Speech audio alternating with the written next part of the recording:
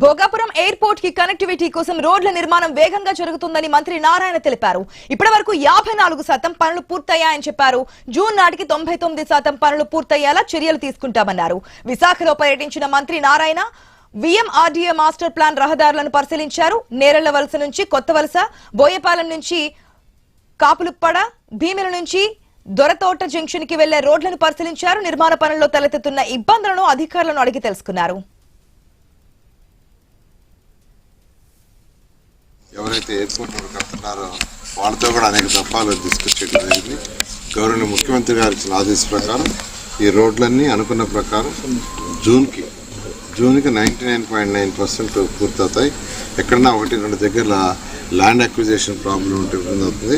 ఒక రోడ్డు మాత్రం ఒక స్ట్రెచ్లో రిజర్వ్ ఫారెస్ట్ ఉంది. ఆ రిజర్వ్ ఫారెస్ట్ సంబంధించి దానికి కూడా ఎగ్జామ్షన్ కోసం పెట్టున్నాం. దాన్ని కూడా వీలైనంత తొందరగా తెప్పించి దాన్ని కూడా టేకప్ చేయడం జరుగుతుంది.